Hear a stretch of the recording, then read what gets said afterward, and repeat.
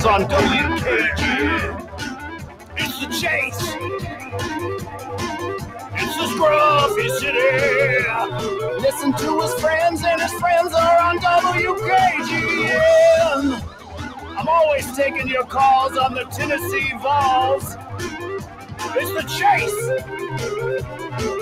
It's the Chase. It's the Chase.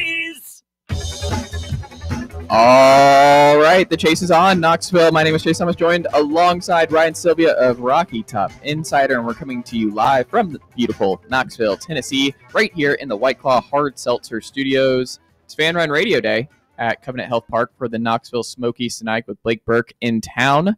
You get to meet all of your favorite Fan Run sports radio personalities, like myself, like Russell, like Ryan Sylvia, maybe? Is he going to be at the Smokies game tonight? I got some college football trivia to play tonight. Oh, no Sylvia. Ooh. No Sylvia. Jay King, will you be in attendance tonight? I will be. So Jay King, intern Jay King will Probably be there? with my family, too. There you go. There you go. Family affair. Matt Bailey, you're wearing the Fan Run Radio vintage shirt, so I'm going to guess you're here tonight. You're making the appearance. Yeah, I'll be there tonight. Yes, sir. There you go.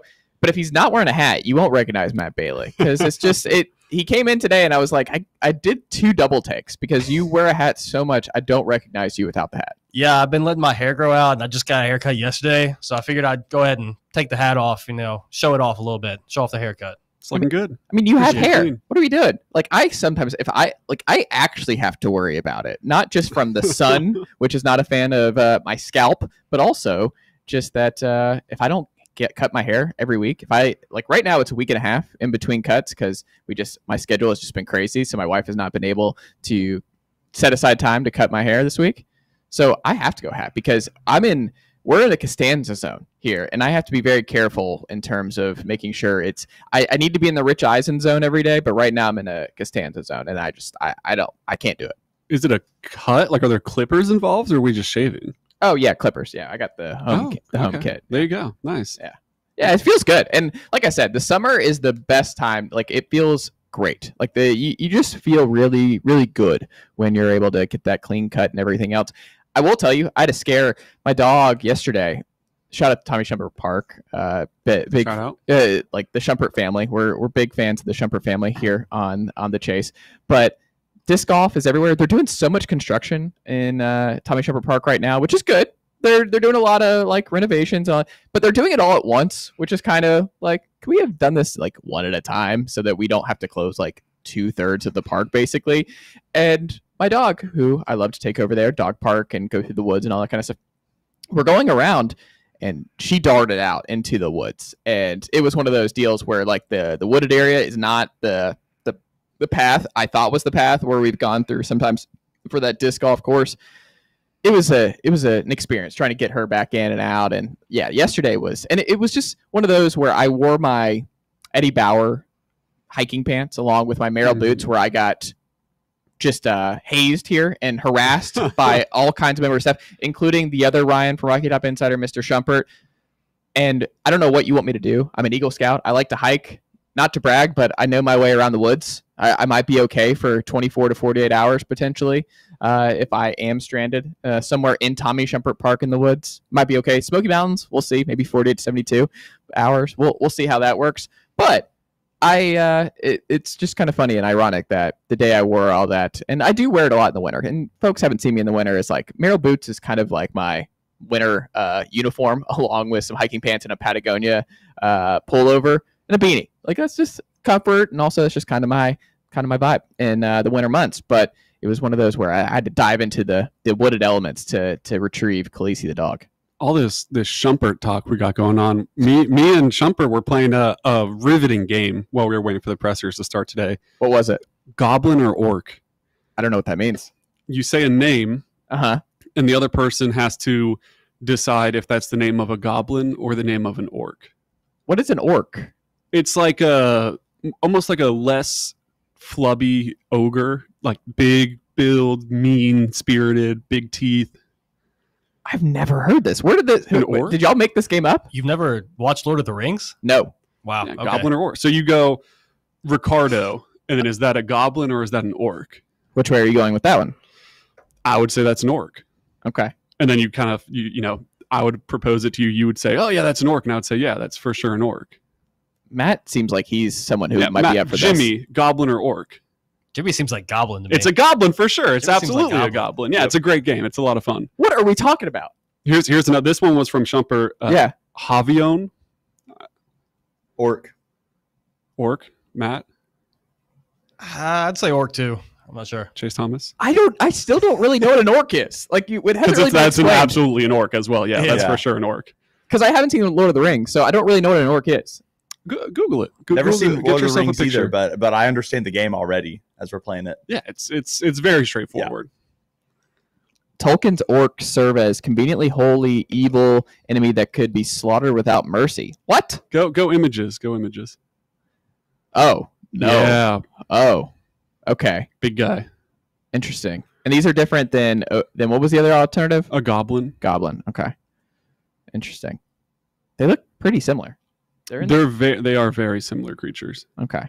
This is how y'all are passing time between Yeah, we're press playing conferences. goblin or orc. Okay. So you could go like the name Chase. Is that the name of a goblin or the name of an orc? Neither. Goblin. Goblin. Goblin. Yeah. See, I'm glad that the guys in the booth understand this game. I'm very concerned at how quick everyone here at the chase. We have a full house and all jumped right to goblin. I don't know if that's a compliment. I don't know what to make of that. What to do with that at all? Like goblin immediately? Immediate goblin for Chase. Interesting. Never thought of myself as a goblin. Well, you have to separate. It's not that Chase Thomas is a goblin. It's that the name Chase is for sure a goblin. Interesting. You might be a goblin too, though. To be fair, that one might be a double. This feels like a very mean-spirited game. I don't know if I love being a goblin. No. I would say being a goblin is probably better than being an orc. It's probably true. It sounds better. A little tricky though. Goblins are kind of like they'll steal your gold and your loot. What? Is this all to avoid talking about Rodney Garner highlighting Dominic Bailey as the best summer fall camp defensive lineman? Is that what we're doing here? We're just avoiding that conversation topic? We can talk football now. I thought that was. I know maybe you don't love that quote. I thought that was a fine quote because I didn't take that necessarily as Dominic Bailey's the best defensive lineman Okay. in the entire room. I took that more as having a veteran guy like Dominic Bailey who is there and helping the younger guys around and taking a step forward and setting the example for guys that he's valuing how valuable that is more so than he's the best player. It was the conversation between MVP and MOP. I don't think he's calling him the most outstanding player. I think he's calling him the most valuable player. That makes me feel better because if it was MOP, I'm like, like we have some problems because part of this year is Tyree West needs to take a step, and you need that Tyler Barron to flash opposite of Joshua Josephs, who had 2 sacks last year. Like that guy, whoever it is on Rabbit's package, whatever, early downs, Tennessee has to get more production getting to the quarterback next year. Like the offense, I think, takes a step back. I think you're a whole lot younger on the defensive side of the ball anyway. You're not going to have Jermod McCoy, it looks like, early on one side of the field. We'll see what Boo's availability is like at star right out of the gate. You're breaking in a new starting safety. You are super young at linebacker, a lot of blue chippers, a lot of guys you're excited about, but you have to have someone behind Dominic Bailey pop. Like someone that's Tyler Weathersby, whether it's Tyree West, Marion Dye. It's a little early for a true freshman, but like that's what I wanted to hear. From Rodney Garner, I want to hear that like Tyree Weathersby just looks like a game changer on third downs. Like I want to hear like Tyree West is really pushing everybody and become the leader, and we think he's going to make that final leap here in his 4th season on Rocky Top. Dominic Bailey, we just know what we have, right? Like he's a good veteran leader. It's kind of like Bryson Eason, where I don't think Bryson Eason is the most talented interior guy at Tennessee, and I think it's more important that David Hobbs has a big time breakout year than Bryson Eason does what he needs to do. But I don't know. I just think like Dominic Bailey, good vet. Bryson Eason, good vet. Kind of like Amari Thomas last year, right? Like Amari Thomas is a good player, but Omar Norman Lott was a more important player. Does that make sense? Like, I think that's kind of where I'm at. Is like you need the guys like Dominic Bailey and Bryson Eason's year over year, but you also just need dudes who get off the quarterback and produce at an elite level getting to the quarterback. And that is not Dominic Bailey's game. It's not Bryson Eason's game.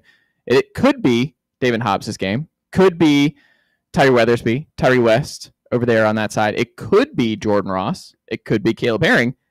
Joshua Josephs to this point has not shown that's what he's going to be, and he's going to be someone who gets 7 to 10 sacks somewhere right there. Tennessee really needs him to be that guy, this fall. He is a super talented player and was really good across the board. He was solid for Tennessee, but he actually has to get home. He actually has to come up with big sacks because there's a whole heck of a lot of change and turnover on that side of the ball.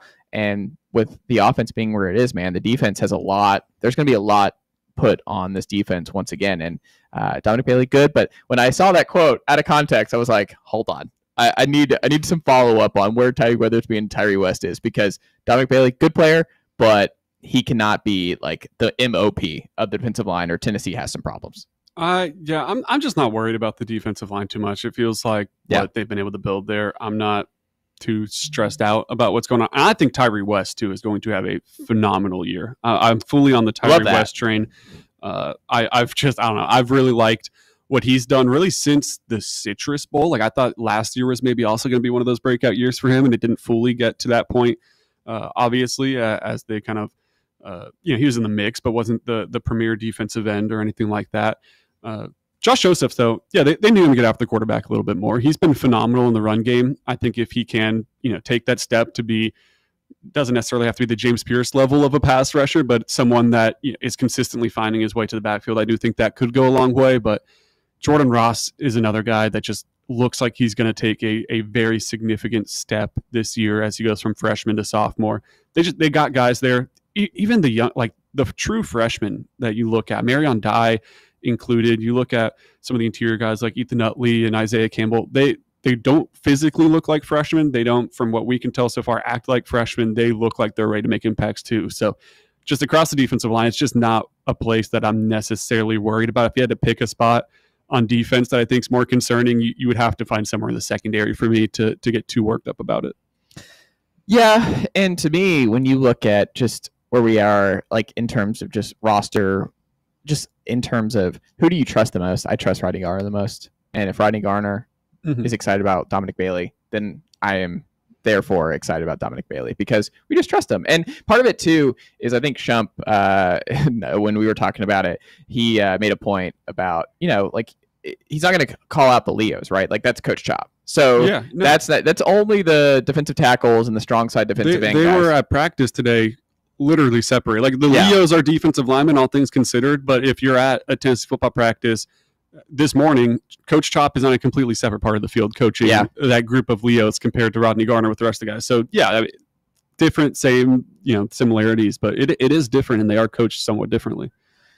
Absolutely. Well, you can listen to this very show 1 to 3, Monday through Friday. You can listen on 105.7 FM, 1340 AM, and live streaming on that free Fan Run Radio app. Download the Fan Run Radio app today if you have not already done so. We're streaming live for the next 2 hours over there on YouTube, Fan Run Sports. Like and subscribe, comment, join the live chat on our YouTube stream. You can join us there, youtube.com/FanRunSports, and check out The Chase. All of our shows streaming live for 13 hours a day, Monday through Friday on our YouTube channel as that continues to grow and grow and grow. So if you want to watch this program, you can do so there. The easiest way to listen is on that free Fan Run Radio app. Download it today if you have not already. Ryan Sylvia of Rocky Top Insider in studio with us here on a Wednesday. Stick with us. It's The Chase right here on Fan Run Radio.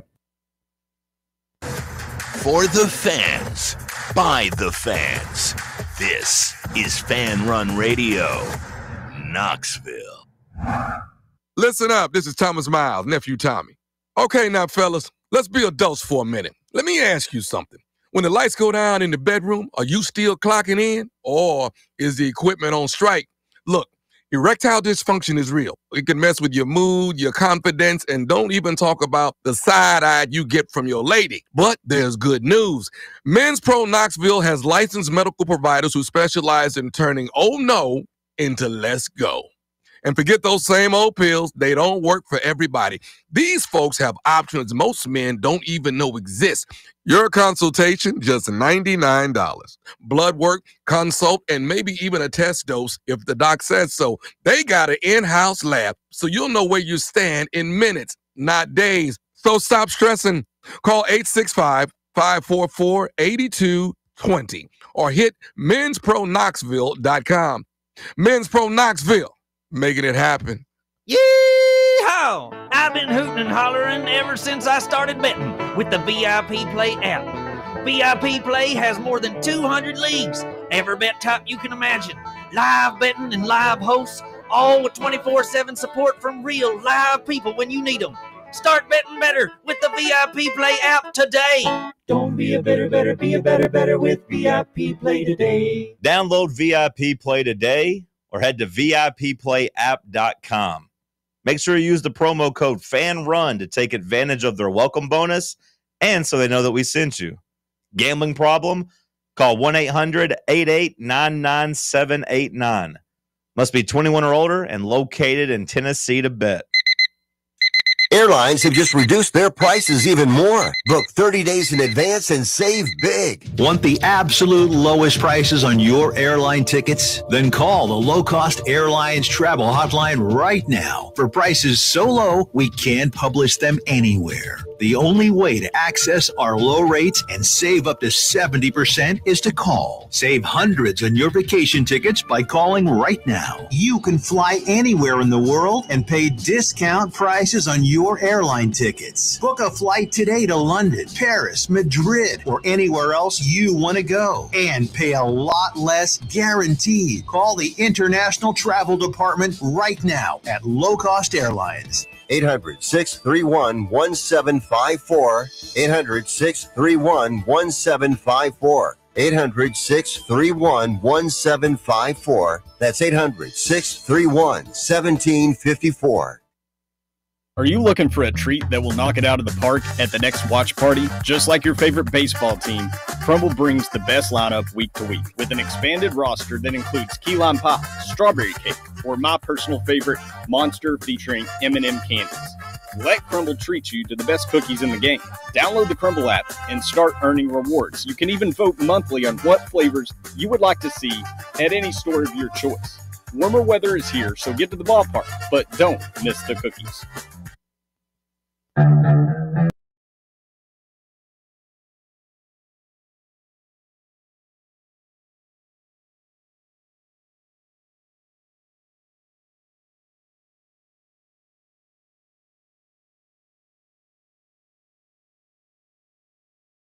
Run 7 FM, 1340 AM, and always streaming for free on that Fan Run Radio app.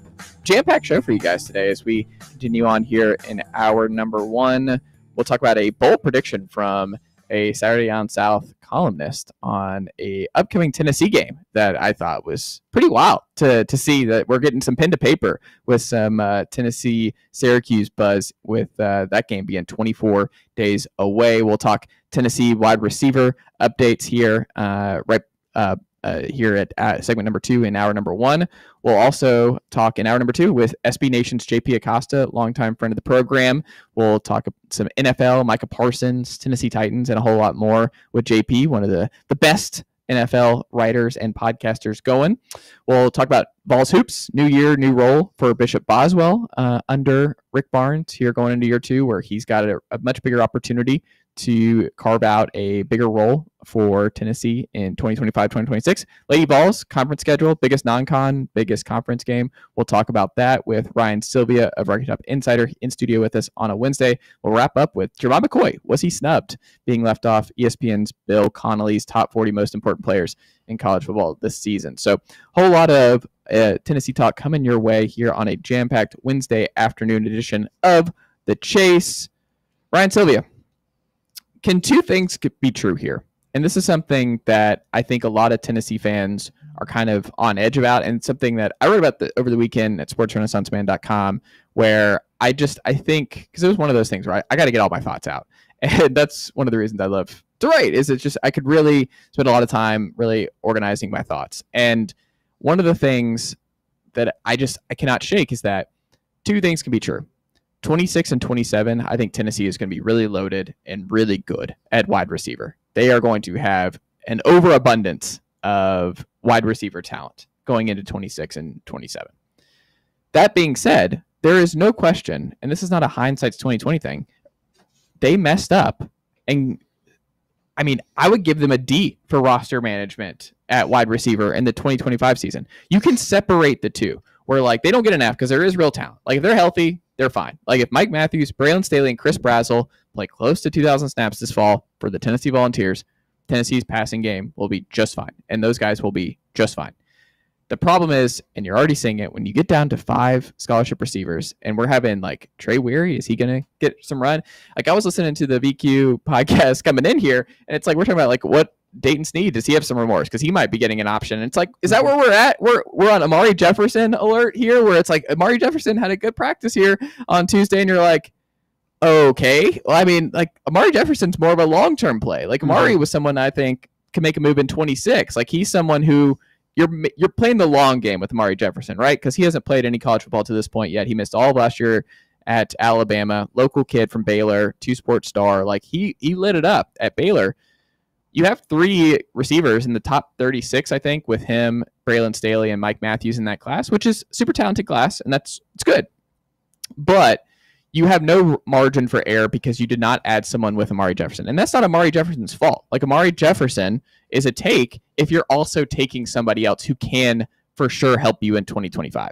And what they did not do was take somebody who they could for sure have helped them. And part of it's like, well, we retain Mike and we retain, but it's like, yeah, you can retain them, but it's also, you look at it as like Brazel insurance, where you're not sure what you're going to get out of Chris Brazel as your lone upperclassman. And we have not seen him in fall camp yet. So for me, it's like, well, yeah, I understand you wanting to play your young guys, and I do think Mike Matthews and Braylon Staley are going to be good players for Tennessee, and I'm excited to see them in expanded roles this year. That being said, I don't know about Chris Brazel. Chris Brazel did not have like the late season resurgence that Dante Thornton had when he moved from the slot to the outside before he got knocked out on a touchdown reception in the Mizzou game. And my whole thing is like, are you really going to bank on Chris Brazel consistency for an entire calendar year? Because if not, then you're playing a true freshman outside that spot. Like that's all you can do right now, really. And it could have been Nick Anderson. It could have been Noah Thomas. It could have been Isaiah Horton. It could have been Kevin Coleman. It could have been Trevor Pena in the spring portal window. There were a lot of big, helpful names in this winter transfer portal that Tennessee could have targeted. Not even the biggest names, the Dane Keys of the world, whoever. Just needed one. And they messed up. And it's a process of results where it's like if fans are like, oh, well, the passing game was good this year and those 3 stayed healthy. See, everyone was worried about nothing. It's like, well, no, the process was still bad. Like you can say the results worked out potentially, but the process to get those results was still bad. And you knew Brew McCoy was going to exhaust his eligibility after last year. You knew Dante Thornton exhausted his eligibility and was off to the NFL. Sure, it was a surprise maybe that Nathan Leacock, Caleb Webb, Chaz Nimrod, and Squirrel all dipped out as well. But that's more of the young guys replacing them. You kind of recruited over all 4 of those guys. But what you didn't have was the veteran guys to replace 2 veteran starters, 2 leaders in that position group, and you just ran it back with Chris Brazel. Like, that is my issue, even if the results end up being okay for Tennessee in the passing game. But every new update, I'm like, I gotta take a break. I need to go take a walk, because if like what's today? You saw it today, Ryan Sylvia. What did you see from the receivers? I mean, it's concerningly thin. Adam Sparks made a good point the other day. Mike Matthews is back on the practice field to a certain extent. He had a red non-contact jersey on today, but he's practicing, so that's a good sign. Yeah, Braylon Staley still sidelined at the moment, but when you look back at the first practice where Staley was good to go and Mike Matthews was out, Adam Sparks of Knox News tweeted that Tennessee has 5 scholarship receivers right now, and 4 of them have never played a snap of college football. And the one that had was Braylon Staley, who played in like 2 games last year. That's a little bit concerning. That's not great. And that's not to say, as you're mentioning, down the line, the room's in really good hands, whether that's through guys that are verbally committed right now and you would think will make it to campus, and the potential of landing guys like Tristan Keys and people in the 2027 class and beyond. The potential of the room's great. You got to love what you've seen from both of the 4-star outside receivers at this point, Travis Smith Jr. and Darius Jackson. Even Joakim Dotson's been a bit of a pleasant surprise for me as someone that didn't make campus for spring and had to miss that session. I think you have to like the future of it, but like, man, if your 2 options on the outside are Mike Matthews and Chris Brazel, which are good, but behind that's true freshman, and then your option in the slot is Braylon Staley, a redshirt freshman that doesn't have a lot of experience, and behind him's essentially a true freshman in Amari Jefferson because he didn't play a snap of football at Alabama last year. It is concerningly thin, and I think your point is on the money too, where you knew you were losing the guys you lost. None of the departures were a true surprise for Tennessee. And maybe Squirrel. I would say only maybe to a Squirrel. certain extent, though. Like, sure, maybe, but like, I wouldn't even say that was really a surprise. So Yeah. you knew what you had to replace, and it's not like Tennessee went out and were consistently, this agent saying his client's been contacted by Tennessee and this guy taking a visit. They just weren't in the mix for a lot of guys in the portal, which I think is that's maybe more so a bit of the more concerning part is they just never got much of a footing with anyone, which makes you think they didn't try too hard, because if they really extended the net and tried to go land some guys, I think they probably could have. So it is a little bit curious what's going on in that position room. Oh, that's to say I think the top of it's good. It's just the depth that's concerning. I think the future of it's probably in good hands as well. And the problem too, optics wise, is that we have 2 other coaches on staff, and I would even say 3, even though it's still super early for Kim, but Kim knows what she's doing, and that staff knows what they're doing in retooling and having that right mixture between transfers, returning talent, and true freshmen, blue chip talent. Like Kim Caldwell's unit this year has a great mixture, and we'll talk about the Lady Vols hoops here in hour number 2. But you look at Rick Barnes, 15 scholarship guys this year, and he nailed it in the portal where he had a miss with Rodney Rice, maybe an Isaac McNeely, whatever, but it was still like, hey, I'm going to go out and get Eitan Burke. I'm going to go out and get Amari Abram. I'm going to go out and get Nate Ament when everyone thought we weren't getting a Nate Ament. So it's like we still landed Jacoby Gillespie as the best possible replacement for Sakai Ziegler in 2025, 2026. Like he went out and got Jalen Carey. Like he kept the guys he wanted. Like it's just, you see that is functioning at an elite level. That staff knows what they're doing. And then if you look at the baseball, the best version of that with Tony Vitello is just they lost so much from this past year, and they are going to be better in 2026. Probably. Like they went out and got the number 1 transfer portal player. They still signed a top 2 class in the recruiting trail. Like they're buttoned up and know they are operating at an elite level. It just feels like all of their ducks are in a row when it comes to Rick Barnes and Tony Vitello's staff in the offseason, where things get crazy and they handle crazy really well. Kim Caldwell, I would bet on that being the case for her too. Through 2 off seasons, I think she's operating at a pretty elite level and knows what she's doing. In that regard, her staff is off to a strong start there. High Pool is the weakest by far. And I'm not saying individually because it's a group effort and there's a lot of people involved, but there's no question that in year 5, that cannot happen. And it just felt like that is the thing with Nico's camp that I still give the most credence to is the offensive line. I think that's probably off base. I think the offensive line is going to be better this year than what you saw last year. And we'll see early on how that's going to ultimately go, depending on who wins these center right guard battles. But I do think receiver is the one where, you can be excited about Mike. You can be excited about Braylon, but Chris Brazzell, we haven't seen yet in fall camp, and you're still super thin. Like you needed 8 to 9 guys. Like you need, I think Russell Smith on the drive yesterday said, like perfect world, you want 9 because you have 3 per position, because most traditional offenses are operating with 3 receivers, no fullback, tight end, all that kind of stuff.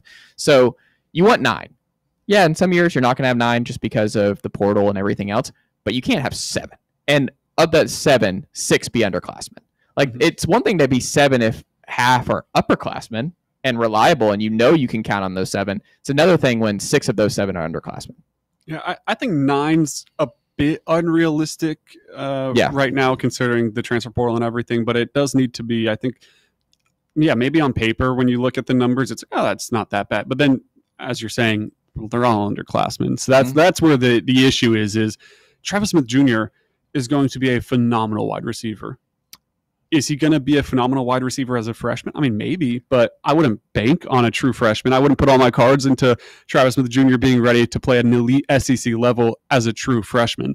So that's the issue, is it's just so young and so unproven, and you don't have much of a fallback plan if there are any injuries, which we're seeing. Chris Brazzell hasn't practiced in fall camp, and Mike Matthews is banged up, and Braylon Staley is banged up. That's your 3 projected starters at wide receiver, which means when you're at practice and you're watching them run routes and you're watching them do these things, it is thin. It is guys that you did not expect to be getting reps with the ones. It is true freshmen, and I'm not going to hit the panic button, but it's concerning, I think is fair to say. So you have been at all these press conferences, and William Inge, super bubbly, jovial guy, seems like a great hang. William Inge, great podcast guy. We need to get William Inge. He's a character. He's a character, but he's also he seems genuine. Like, so some people, when you have a character, it's like, what? They're playing a character. It's like, no. He's just a character and a interesting personality. Like, that is William Inge, and it's genuine. He comes off as a very genuine, and I think it's part of the reason he's been an elite recruiter through 2 years at Tennessee, where he comes off as genuine and bubbly. But I also just think what's interesting is, like, the whole offseason, right, has been about Jaden Harmon as the true freshman linebacker to watch out of Rome. Big time flip from Alabama to Tennessee late in the cycle. But Jaden Perlotti from Buford, another powerhouse here in the state of Georgia, another 3-star, 4-star guy, depending on which recruiting service you look at. But he is getting more publicity, it looks like. And Harmon was the one that we thought, if there was going to be a freshman that got some snaps, kind of like an a la Arion Carter a couple of years ago, it was going to be Harmon.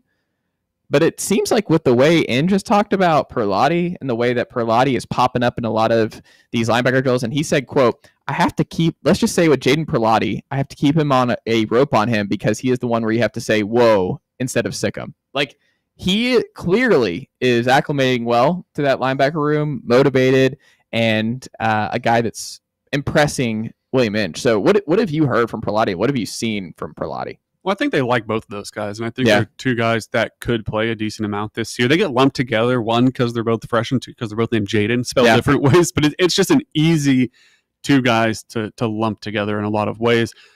To me, it seems like you look at the linebacker room, and you know who the two starters are. You have Arion Carter and Jeremiah Thielander, who have done an incredible job to start their career, and they're expected to build off that easily and continue. When you look directly behind them, it's two redshirt freshmen, Edwin Spillman and Jordan Burns. So I think the staff thinks both of them could be really good this upcoming year off the bench and relieving both of those guys. The thing I'm curious about is how much deeper do you get down? Because I think those four are going to play. You're going to have the two starters, and then you're going to have, whether it's Jordan Burns or Edwin Spillman, probably one at a time, try to keep one of Arion Carter and Jeremiah Thielander on the field for the most part. I think you'll get those four in. When we talked to William Inge last year, he talked about how much he wants to rotate. It sounded like a Rodney Garner type of mentality where it's like, let's continue to keep guys fresh and continue to rotate guys in. They just didn't necessarily have the numbers for a lot of last year to do that.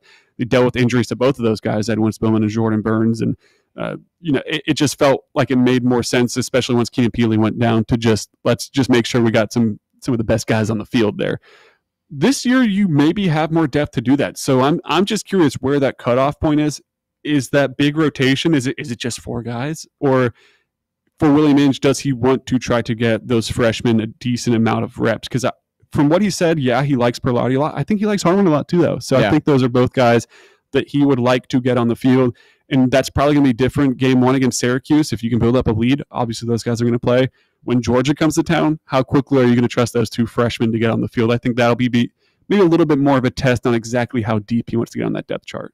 Yeah. And we'll see. It's fun. And then part of it's just going to be injuries. Like that's a position group that has been banged up year over year, right? Like it's just one of those where injuries are a part of it. And part of it's just like the nature of the beast. They're high tacklers.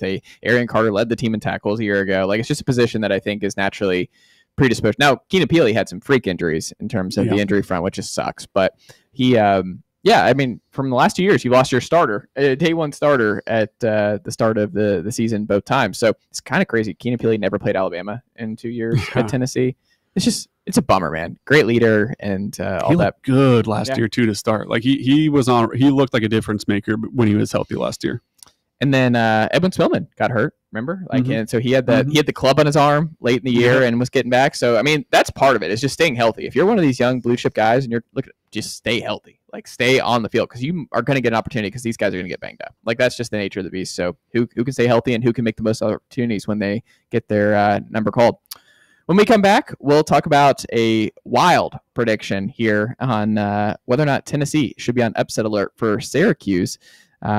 And we'll discuss that with Ryan Sylvia, Rocket Top Insider, in studio with us on a Wednesday. You can also call us, join the conversation today. Call, text 865-966-3435 is the way to do so. 865-966-3435 is the way to jump in here today, 1 to 3 on the Chase. Fan run night at the Smokies Ballpark. Watch out for that, 7 o'clock tonight as well. So jam-packed show for you guys. Stick with us. It's The Chase right here on Fan Run Radio, Fox Sports Knoxville, 105.7 FM, 1340 AM, and always streaming for free on that Fan Run Radio app. Check out our new and improved website at fanrunradio.com. Hey Knoxville, Surfside iced tea and vodka made with real brewed tea is only 100 calories, 2 grams of sugar with no bubbles and no troubles. That's right, zero carbonation, so it's easy to sip and enjoy. Headed to a game day or party at a friend's house? Bring an iced tea or lemonade variety pack from Surfside or try their green tea and new raspberry tea vodka. Find the can with the sunset stripes this season. Surfside iced tea and vodka, sold at bars, restaurants, and stores near you. Surfside iced tea and vodka, sunshine in a can. Must be 21 or older. Enjoy responsibly. Rickard Ridge Barbecue, located in beautiful Cove Lake State Park. Rickard Ridge is home of the best ribs in the Volunteer State. Smoked daily by pitmaster Mark Rickard. The barbecue at Rickard Ridge is mouth-watering, fall-off-the-bone delicious. Take the scenic drive up I-75 to exit 134. For directions and to look at the rest of the menu, visit Rickard Ridge online at rickardridgebbq.com. A brand built in Tennessee and born from the love of the game. Inward Half revolutionizes golfing comfort. Crafted by a former pro and dedicated enthusiast just like you, our luxury performance wear guarantees you stay cool and comfortable through every swing and every day. We're not just a brand. We've set out to create a lifestyle for those who understand that impeccable style and premium performance are a hole-in-one. Enjoy the walk-in with Inward Half. Located in Knoxville's historic Old City, Barley's offers great food, live music, the best draft beer selection in town, and now your new favorite place to watch sports. Their indoor projector is perfect for any weather, and they've revamped their upstairs area with more TVs to take in all of the action. Their menu features hand-battered chicken tenders, juicy burgers, fresh salads, and the tastiest pizza in Knoxville. You can enjoy their happy hour drink specials daily from open until 6 p.m. Barley's Tap Room and Pizzeria. Hello, is Tina there? Who's this? Yeah, this is Vince from the hit reality show Wives Don't Tell. Tina applied for our show to confess that her husband won't go to the doctor to get his erectile dysfunction checked. She said she's ready for a guy that can bring the heat. All right, what the is going on? You know you're talking to her husband right now? Tina! Well, she wrote the application that her man's performance is questionable. She's basically married to a coffee table. She also said, we live within driving distance to Men's Pro Knoxville, but he's too scared to get a blood test. Oh my, she is done. She is so done. Gotcha, Mike. It's Nephew Tommy. Ain't no reality show. It's a prank. Men's Pro Knoxville is the real deal, fellas. Local experts, test results in minutes. Call 865-544-8220 or hit men'spro-knoxville.com before your lady books a new co-star. Men's Pro Knoxville, making it happen. Is your smile ready for the spotlight? Hi, I'm Dr. Jacob Wilco, and at Knoxville Smiles, we make every visit a reason to smile. From routine cleanings to dazzling cosmetic treatments, our experienced team uses the latest technology to keep your teeth healthy and your smile bright. With a warm, welcoming atmosphere and personalized care, we're here to make sure you leave feeling your best. Don't wait. Your perfect smile is just a call away. Book your appointment today at 865-539-1776 or online at knoxvillesmiles.com. Smile brighter with Knoxville Smiles. Surgery Referral specializes in surgeries not regularly performed by your pet's general veterinarian. They're currently accepting referrals from vets all across the country. With their newly renovated state-of-the-art surgery center and highly trained staff, clients can rely on professional and thorough care. If your vet says that your pet needs surgery or rehab, ask for a referral to Blackford Vet and let them get your best friend back on its feet. Located conveniently in West Knoxville. For more information, visit blackfordvetsurgery.com.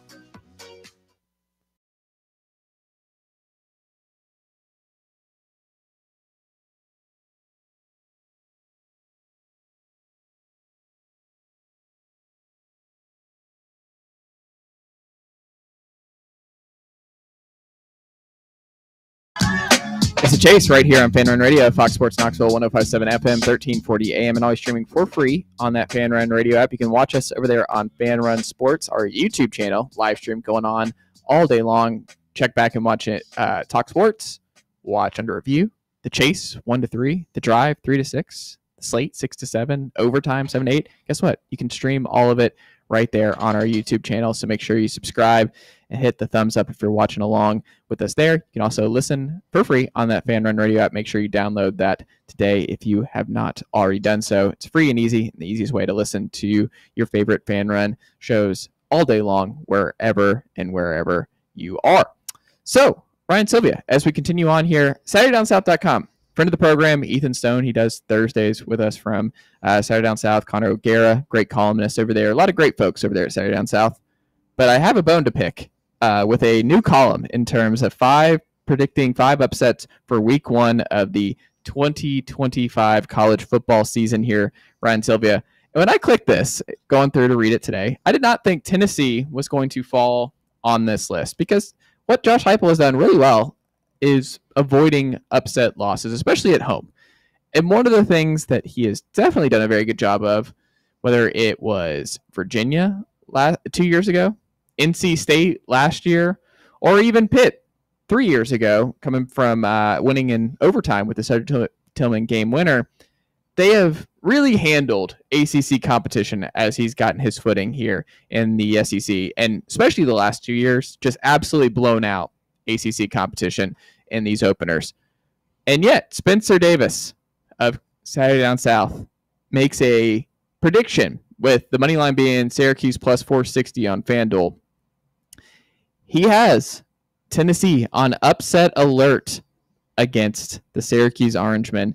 And this little portion, I think, stood out to me, Ryan, is that he said, quote, Fran Brown knows what a win over Tennessee would mean for his Syracuse program.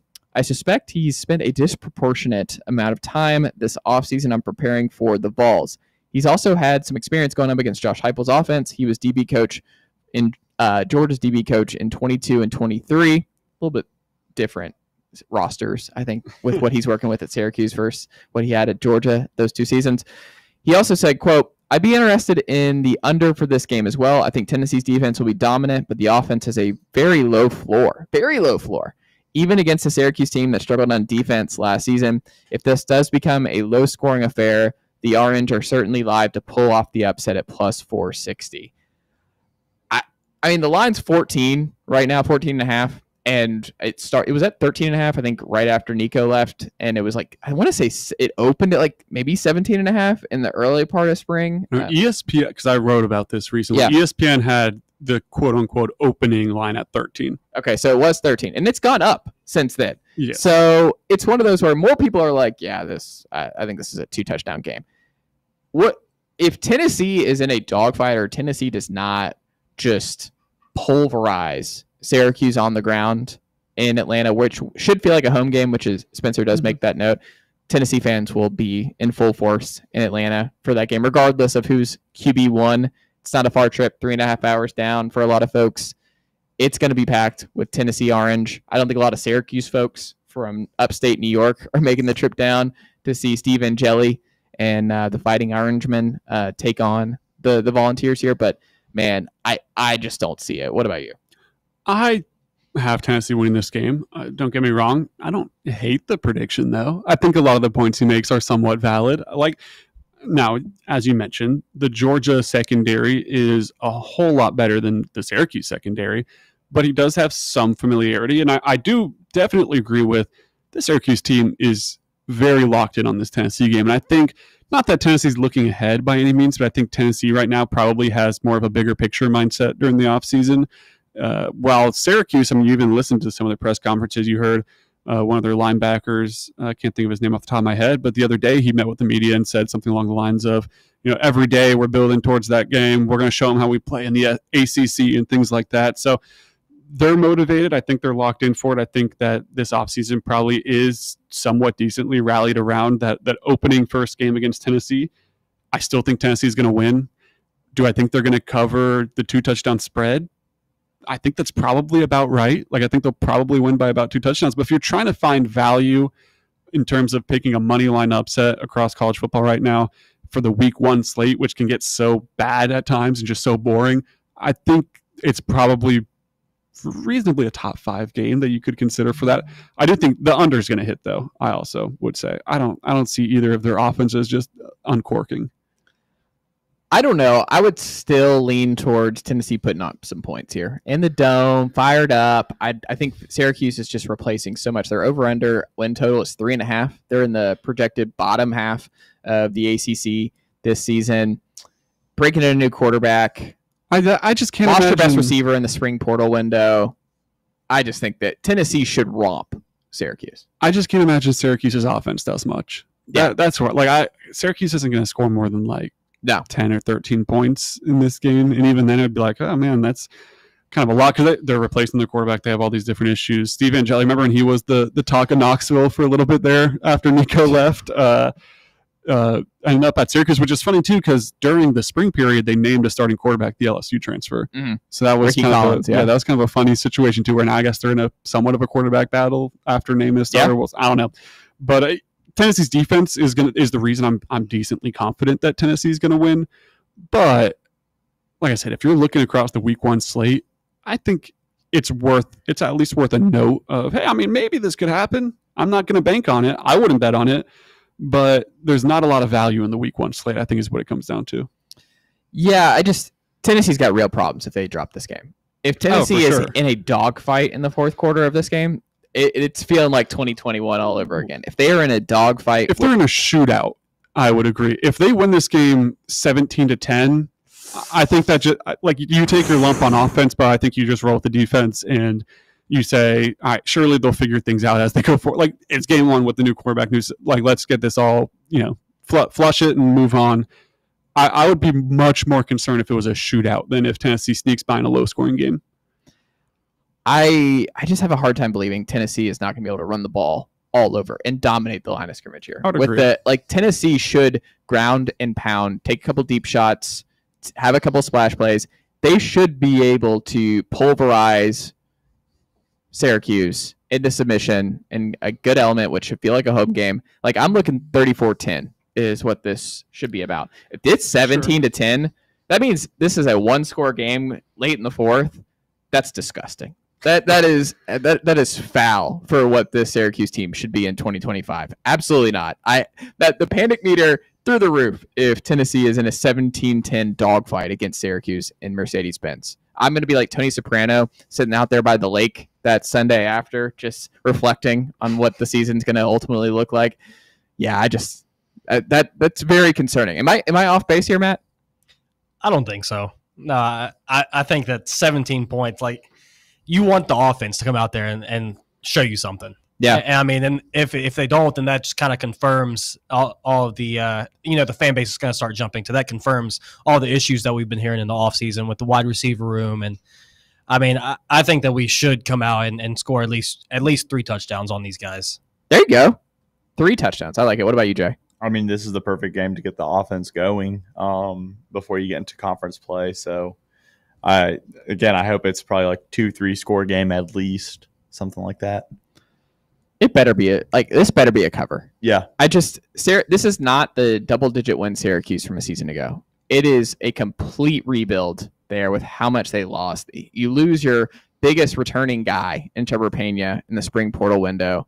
The talent's just not there. I mean, they have a 5-star commit in this class. I think Calvin Russell, the receiver. So Fran Brown, I think, is a great coach. Syracuse is building something for sure. It's just this is not the year. It's a weird year for them. Yes. This feels like it should be 23 Tennessee, Virginia to me. This needs to be an absolute I would be surprised if it was that bad. It better be, man. Because that Virginia team was rough. I mean, this Syracuse team they're over under 3.5. What was that Virginia team? 4.5 maybe that year? Still, I don't know. About NC State, something like that. NC State, I think, had a little bit more buzz, and that was so strange because they were supposed to be pretty good. Yeah, Casey Concepcion. They had all the pieces. Grayson McCall, you're like, surely this team's good. And Dave Doran and Tony Gibson, great defensive minds. And that team just went completely off the tracks. Yeah. Well, Grayson McCall retired mid-season. Yeah, things just got crazy for them over there, which actually kind of worked out for them because CJ Bailey showed some stuff. Good, yeah. You know CJ Bailey, who his high school wide receiver was. Who was that? Jeremiah Smith. Huh. I didn't know that. CJ Bailey, Miami kid. But yeah, when I see this, I feel like we have real problems. If you drop that game, though, you can't lose it for sure. I mean, if you lose that game, what does that change your win-loss projection to? If you go out and you lose game 1 to Syracuse, just kind of make a bowl game almost at that point. I'm going 7-5. You're going 7-5. I was thinking 7-5, but you're like, all right, try to get 6 wins out of this season. That's dark. Year 5. Dark, but that's the thing. I don't think any of us, like, once again, as much as I'm kind of the most negative in the room right now, I guess, I still think Tennessee's going to handle that game fine. I don't anticipate Tennessee losing to Syracuse. You get to the point, you drop the Syracuse game here, like, you talk about fans on just high alert. Like, because if you lose that game, it has to be ugly. Like, there's no way. It has to be an embarrassing situation if Tennessee loses to Syracuse. Like, there's no way around it. And you're on the national stage here. You're playing at noon. I mean, obviously, a lot of eyeballs will be on Texas, Ohio State. You have a small audience. But, I mean, you're on ABC, right? Yes, I mean, it's an ABC nooner. Yeah. Like, you're going to be, a lot of folks are going to watch you on national television here. And if you get embarrassed by Syracuse and you're like the Fran Brown launching pad for, like, what a great win, statement win, Syracuse isn't fading away. Tennessee's got real problems, and it could just, like, you need to build confidence early because you need confidence going into Georgia in week 3. And if you drop the Syracuse game, then it's like, I think fans are, I would be very curious. Call us 865-966-3435 if what you think your mindset would be if Tennessee drops the Syracuse game to open the season in the Mercedes-Benz at noon. But if that happens, I'm selling all of my 2025 stock. Like, I don't think you can salvage the rest of the year. I think that's a bad omen that, like, we're going 2021, maybe worse. Like, it is a 7-5 type deal where you're just like, it's just, but without the fun though. Like, that's part of the issue. Is 2021, like, you went 7-5, but the offense was fun for the second half. Like, when Hendon really found his stride, like, you blew out South Carolina at home. Like, you were in a dogfight with a good Ole Miss team. Obviously, we know how all that ended. But I mean, you're dropping a bunch of points. Like, first play of the game against Kentucky on the road, Javonte Payton, quick screen, and the camera wasn't even ready, and we're already racing down the sideline for a quick 7-0 lead in Lexington. So it was still fun. Like, that season was still fun, even with the losses. I don't think it could be fun 7-5. There's no way it could be fun a 7-5. It's an ugly 7-5. Unless you let Aguilar be a gunslinger for the rest of the season. But even then, that's not. This program's at a point where there is no fun 7-5. I don't care if you score 50 points a game and go 7-5. That's just frustrating that you're not winning those games like that. I think any version of a fun season that has less than 9 wins is completely out of the picture.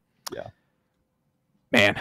Call us 865-966-3435. Text us 865-966-3435 to join the conversation today. Let us know how you would approach a opening season loss to Syracuse. Let's hope, man. It's just, would be unbelievably floored if that were the case. But hey, it's not going to happen. It's not going to happen. Let's not put that out in the atmosphere. When we come back here to kick off hour number 2 with Ryan Sylvia of Rocky Top Insider in studio, we'll talk Tennessee Vols hoops on the men's and Lady Vols side of things. Stick with us. It's The Chase right here on Fan Run Radio, Fox Sports Knoxville, 105.7 FM, 1340 AM, and always streaming for free on that Fan Run Radio app. Follow us on Twitter or X or whatever the they're calling it these days at Fox Sports Knox, Fox Sports Knoxville, Fan Run Radio. Hey folks, if you're in need of a lawyer, you need to call my friend Jerry Givens. I've known Jerry since high school and can personally vouch for him. He's East Tennessee through and through, and if you're going through a divorce, bankruptcy, or a DUI case, you'll need someone you can trust on your side to help you navigate the local legal system. You can trust Jerry Givens. Call the law offices of Jerry Givens today at 865-801-9250 to schedule your free consultation. That's 801-9250. Ready to launch your career? Axle Logistics is a leading third-party logistics company where excellence is an energy. With an award-winning culture, Axle proves that positive outcomes come from a positive environment and a work hard, play hard mentality. At Axle, the drive for success is infectious. And with an uncapped commission structure, hard work isn't just noticed, it's rewarded. For those with big goals and even bigger dreams, Axle Logistics is the place to start your career. Attention service members and veterans. Introducing the Griffin Law Firm, your trusted ally in military legal matters. From court martials to benefit claims, at Griffin Law, your mission is their mission. Here's VFL Marshall Griffin. As a veteran and retired military attorney, I've successfully defended lifelong benefits and helped preserve professional futures. So I know that when you hire a military justice lawyer, you maximize your chance to get relief. With my unique experience, I can advocate for you because there's no military matter that's too big or too small. Let us help you make these critical decisions that could affect the rest of your life. Remain silent. Request counsel. Call Griffin Law. For a free consultation, call 888-707-4282. That's 888-707-4282. Or just visit griffinlawdefense.com. Got a problem tree looming over your home? Call ECR Total Landscapes. Whether it's trimming, removal, or storm cleanup, our certified pros get the job done safely and efficiently. We're licensed, insured, and ready 24/7 for emergency calls. Big or small, we cut them all. ECR Total Landscapes. Call now for a free estimate, 865-384-2012, and mention promo code FANRUN for free stump grinding on any tree removal now through the end of the year. Also, visit us at ecrtotallandscapes.com. Got a flat tire? Strange noise under the hood? Don't stress. Roll into Matlock Tire and Auto Service. From oil changes and brake repairs to brand new tires, Matlock's certified techs do it all. Fast, friendly, and fair priced, Matlock is the home of the price match guarantee. Bring in any competitor's ad and Matlock will match the exact same tire for the exact same price. Matlock Tire and Auto Service. 5 locations in East Tennessee. Visit matlocktireservice.com to find the location nearest you and schedule your appointment. You're listening to FM 105.7 and AM 1340, WKGN Knoxville, and W289CU Knoxville, Fan Run Radio. White Claw is taking hard seltzer to new heights with White Claw Surge. At 8% alcohol, White Claw Surge is a stronger wave of refreshment that doesn't compromise on taste. Available in 4 bold waves of flavor like ripe blackberry, citrusy blood orange, zesty natural lime, and tart cranberry. Check out your favorite retailer in-store and online for the White Claw Surge Variety 12-pack and 16-ounce single-serve cans. White Claw Surge. Please drink responsibly. Knoxville, mark your calendars. Fan Run Night at the ballpark is back. Join us Wednesday, August 6th at Covenant Health Park as the Knoxville Smokies take on Biloxi and we take over the stands. It's all you can eat night, so make sure to bring your appetite. Plus, we're hooking up the fans with exclusive Fan Run swag giveaways you won't want to miss. Come hang with the Fan Run crew, rep your team, and enjoy a summer night of baseball, food, and fun. Fan Run Night, August 6th. Be there. In a world filled with deadlines and screens, sometimes we forget the simple joys of life, days filled with special moments. At Inward Half, we understand the essence of these moments. Feel the difference between our breathable fabrics and flexible apparel as you disconnect from the hustle and bustle and reconnect with what truly matters. Inward Half, simple luxury for on and off the course. It's the Chase! It's the Chase! Live 1 to 3, Monday through Friday on Fan Run Radio, Fox Sports Knoxville. Listen to Chase and his friends on WKGN. It's the Chase! It's the Scruffy City! Listen to his friends, and his friends are on WKGN. I'm always taking your calls on the Tennessee Vols. It's the Chase. It's the Chase. It's the Chase. It's the Chase right here on Fan Run Radio, Fox Sports Knoxville, 105.7 FM, 1340 AM, and always streaming for free on that Fan Run Radio app. Also streaming live on Fan Run Sports. Make sure you like and subscribe our YouTube channel and watch all of our great programming 13 hours a day, Monday through Friday, right there on the Fan Run Sports YouTube channel. So if you want to watch us, you can do so with ease. You can also listen with ease with that Fan Run Radio app. Download it today if you have not already. If you want to come see us tonight for all the local Knoxvilleans, you can come see us here, the Knoxville Smokies baseball game tonight at 7 o'clock at Covenant Health Park, Fan Run Night. So make sure if you are around looking for something to do here in Knoxville tonight, what better thing to do here in early August than go check out the local Knoxville Smokies and see all of your favorite Fan Run sports media personalities, myself, John Reed, Russell Smith, the Bear, all kinds of folks right here in Knoxville and on FanRunRadio.com. So as we continue on here, Bishop Boswell, maybe the most interesting case here in 2025, 2026, depending on who you ask, because it's not a Nate Ament, Jacoby Gillespie, Felix Okpara situation. It's not even a Cade Phillips, who carved out a role last year. He's a year ahead of Bishop Boswell, so it's not the same. It's not an apples to apples type deal, Ryan Sylvia. But I do think it's interesting to talk about in terms of where does Bishop ultimately slide in, because Tennessee took 4, or I guess 5, depending on whether or not you count Clarence Masamba as a freshman take coming in from overseas. I guess he qualifies as not a I guess he is a recruit, right, for this class. Is he a freshman recruit?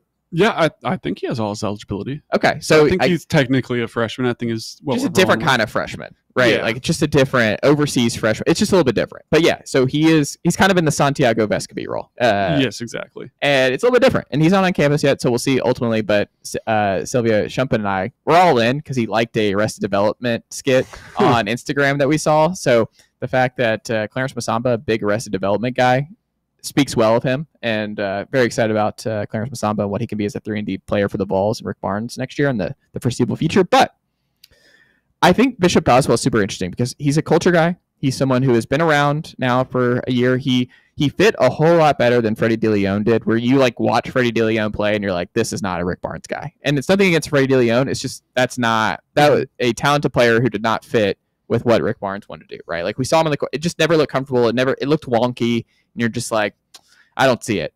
Bishop Boswell, on the other hand, when he got his opportunities, you're like, oh, he can defend at this level. Like Bishop Boswell is someone that you could see earning Rick Barnes' trust. Like he's guarding full court. You could see how he moves, his frame, everything else, where it's like you could see. I think he played football in high school where I want to say he was a quarterback. Is that right? I think Bishop Boswell was either a quarterback. He 100% played football. I'm not sure what position. Yeah, and you watch him play and you're like, that checks out. Like he's a physical dude, big frame.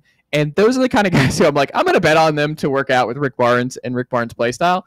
And the thing is, like, we have no idea what he is offensively because he never looked at the basket last year. Like, he's someone that he popped defensively, and you're like, yeah, he could be maybe Tennessee's best perimeter defender this year. Like, that's hugely valuable for Rick Barnes in this team. And that could carve out a serious niche and a lot of playing time for him post Jemai Mashak.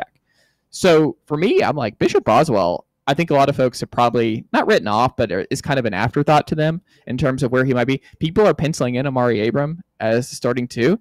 Bishop Boswell could absolutely have something to say about that if his perimeter defense is the best on the team going into fall practice and everything else. Like if he impresses Barnes enough and will take some open threes, kind of like a la Jemai Mashak, where it's like, hey, if you're open, you got to look at the basket and take some shots or keep moving the ball, that sort of thing. He's going to have an opportunity, but where are you at with Bishop Boswell and what he's ultimately going to be at Tennessee next year? First of all, Bishop Boswell lists himself, according to his old high school huddle, as a wide receiver and free safety, which makes sense. I guess that that build makes a lot of sense.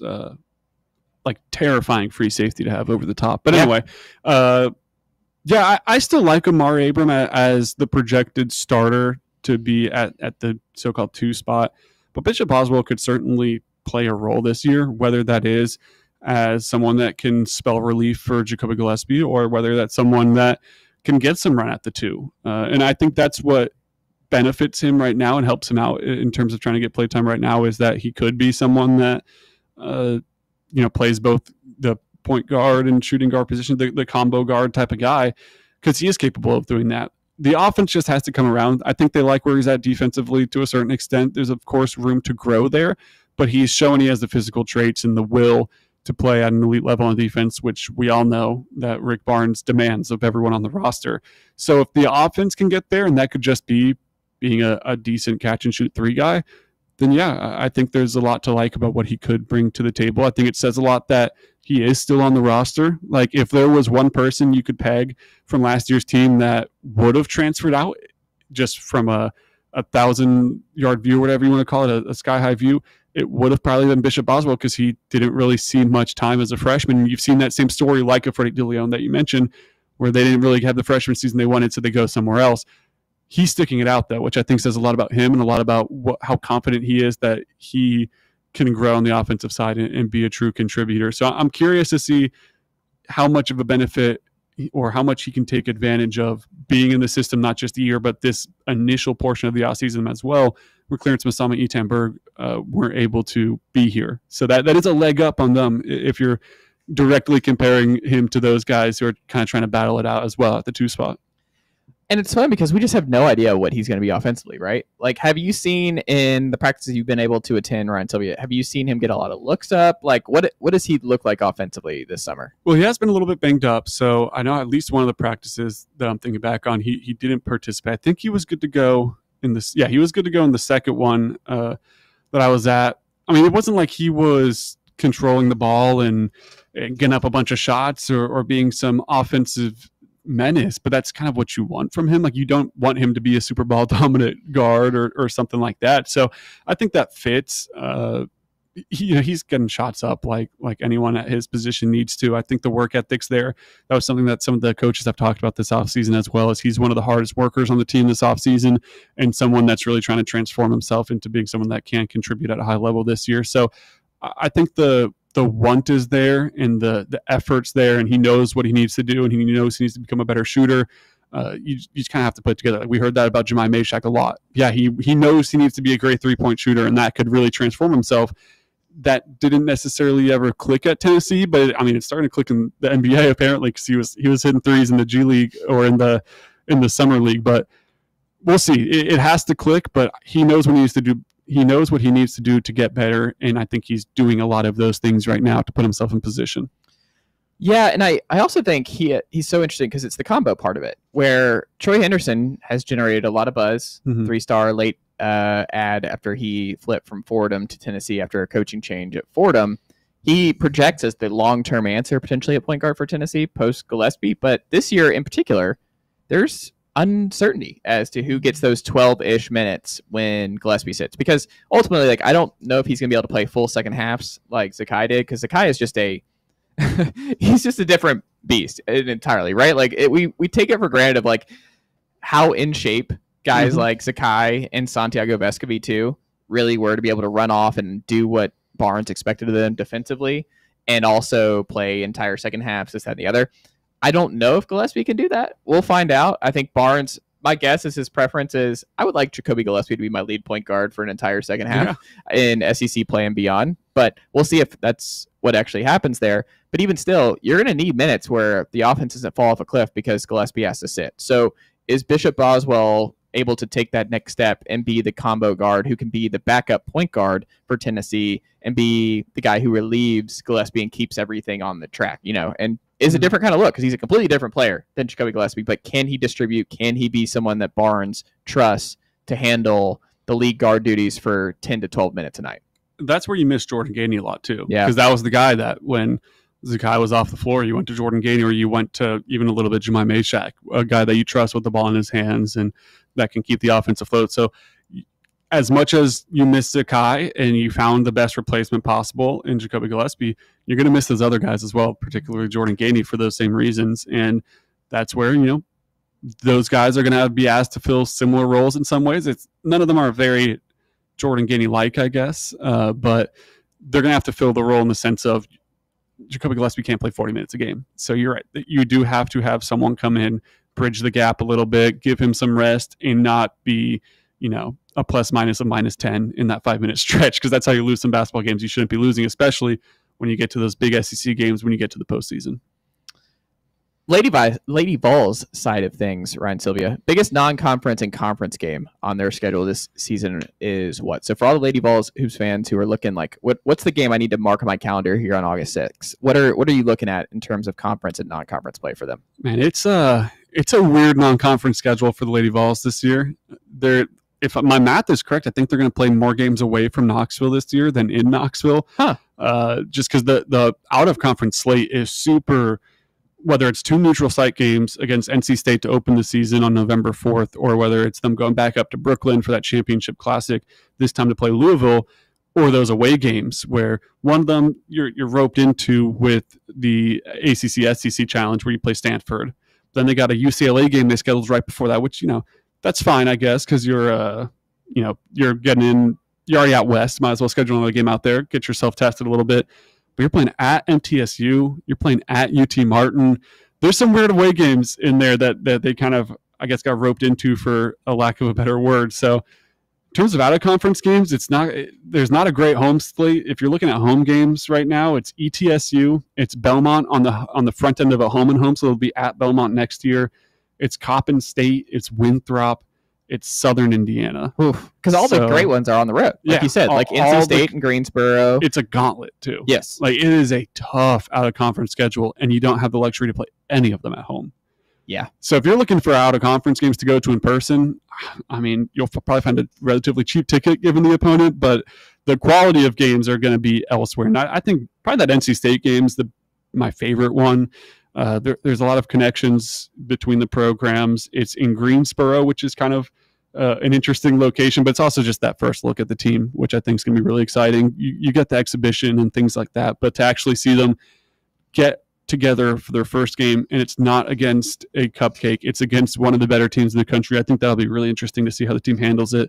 As far as the SEC games, without trying to pick the very obvious Texas and South Carolina that we all know are going to be really fun, Kelly Harper is coming back to town on February 12th. Yeah. That'll be a fun one. That'll be interesting. I'm curious how both sides of it handle it. I think it'll be nothing but cheers, though. I think you look back at the playing career, and it's not like she didn't try when she was the coach. It just didn't work out. It's not like she left this job for another job. Yeah, so I think it's very much like a tip of the cap. Thank you for being a championship player. Thank you for trying your hardest as a coach. Sorry it didn't work out. We wish it did. Best of luck at Missouri. I think that'll be kind of the vibe, but it'll be a fun one. Yeah, I think everyone's still pro Kelly Harper, and I think everyone was just kind of bummed it didn't work out. You know, like I don't think there's going to be any ill will for her taking the Mizzou job and no. So it's a hard job, but I do not. Has Kara Lawson been back at Duke? I don't think she's been back in Knoxville, right? Like I didn't think she's played here since she's been coaching the Blue Devils. I don't believe they've had a good amount of former Lady Vol. Obviously, Kyra Elzy with Kentucky was back a lot, but they even got Bridget Gordon over at FAMU back a couple years ago, which was cool too. And that one was just kind of not even intentional, just the scheduling worked out and she took the job and it was already on the books. So, but they've been good about welcoming back because, I mean, obviously the Pat Summitrees brought back or produced an incredible amount of head coaches across the game. And they've done a good job at, one, bringing them back, but two, giving them their flowers once they do get back in town. Big ovations and things like that.